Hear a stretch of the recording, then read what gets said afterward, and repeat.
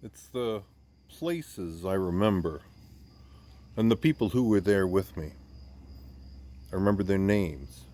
And simply by saying their names, I remember all the stories and adventures that we shared together. Good and memorable times, and times that were not so good. My name's David Woodall. I'm the minister of the Emsdale Pastoral Charge with the United Church of Canada, and I'm pleased to be able to worship with you this morning. You know, it's different when you move from place to place. Each place has its own beauty and its own drawbacks. But because we're moving, the location is not the be-all and end-all of who we are. Each time you change locations, you become stronger as a group. I think the fun is in adventuring, moving on, not being stuck in one place. From the earliest days of our faith comes this wonderful image of the people of God as a wandering race, a vagabond people, born to be free, born to wander, born to believe, born to go where God calls us to go. Now the Lord said to Abram in the book of Genesis, "Go from your country and your kindred and your father's house to the land that I will show you." Jesus, as recorded in the Gospel of Luke, told his disciples he called the 12 together and he sent them out to proclaim the kingdom. Leave the safety of the group. Leave the safety of your settled ways and go and share the good news. Now, if you or I were one of those people, we might say, I'm not ready to do this. I'm not ready to leave the group. I don't think I can do it on my own. I'll be weaker. I'll be lost. Don't make me go from here. I remember one girl in one of our leadership programs confronting herself. She said, I can't do this. I have to quit. She thought her fears were bigger than she was. I don't know if you've ever had that experience. But she didn't quit. She walked right into the middle of her fears and found out that they were not near as bad as she thought they might be. Leave the safety of the group.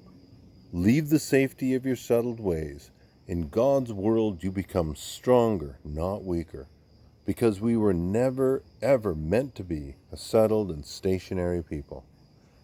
In some way, the whole idea of a church building takes away our vitality as a people of God.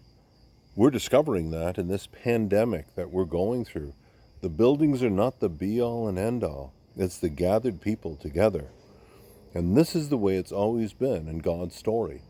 The earliest records of God's people picture them on a journey from where they are to some new and promised land.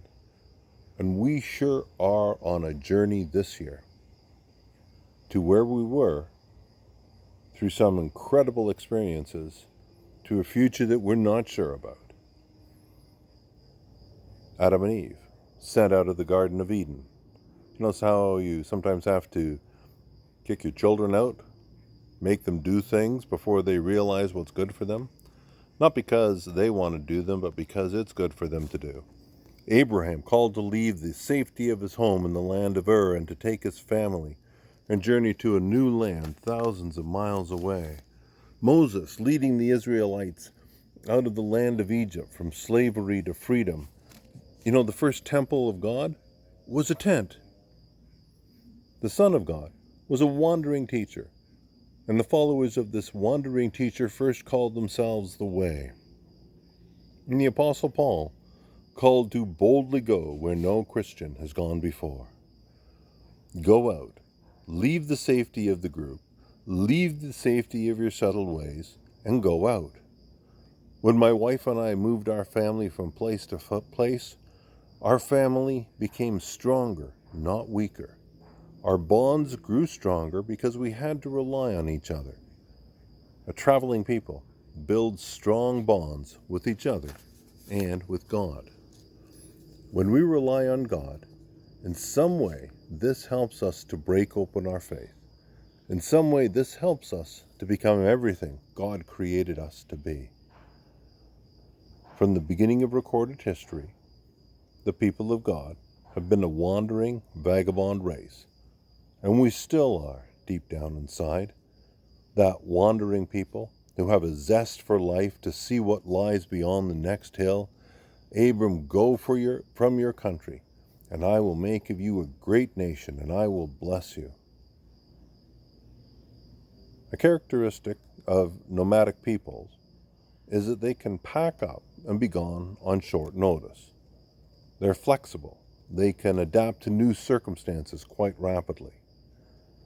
But we who live in houses, worship in a building, have as a dream the established job that will be there for the rest of our lives, have lost some of our physical flexibility and adaptability. But unless we totally surrender it, our souls are free, our emotions are free, our minds are free, our loving is free, and our living is really living. Don't get too set in your ways. Do something different. Expand your mind. Change your approach. Try to avoid, we've never done it that way before, or we've never had to do that before. Why are we doing it now? Isn't that part of the mask thing that's going on all around? If we get too set in our ways, as individuals, as families, as a church, there's a kind of decay that sets in. Physically, you know what happens when you become a couch potato. Mentally, well, they have to start explaining the jokes to you. And spiritually, instead of being open and receptive to the opportunities that come along, we close up and become unresponsive. We somehow think that the building is more important than the people, that the way it was is more important than the way it will be, that the first question we ask is, well, how will this help us? Not how can we help our neighbors? Our journey becomes bogged down in mud, and if we're not careful, we may stop traveling altogether. Now, the nice thing about a journey is that once you stop, you can always start again. We go through phases of development in our spiritual life. If you seek, you grow. If you stop seeking, you stop growing. To live is to have faith. To lose your faith is to begin to die. Christ helps us to grow in our faith. Sometimes we are the wonderful, caring, loving people God created us to be. Sometimes we're not. Sometimes we hurt. Sometimes we help. We're on a journey. We do not need to remain in the broken and dark places of life. Christ walks with us.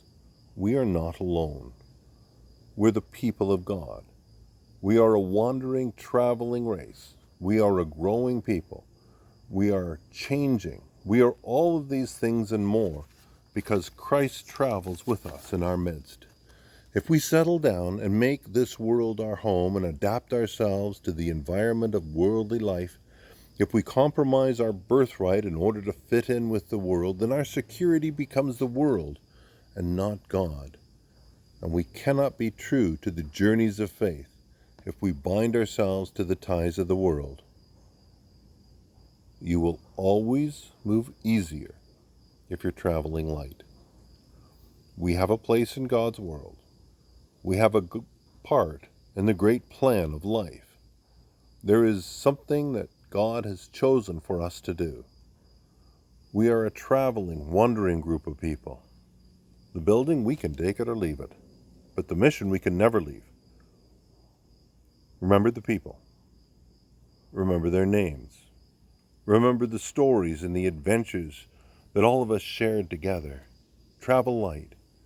Keep your souls free. Look to the far horizons. Always be ready to journey on, and always know that God is leading us. Have a great week. Take some journeys. Travel. Be the people of God, and God bless you now and always. Amen.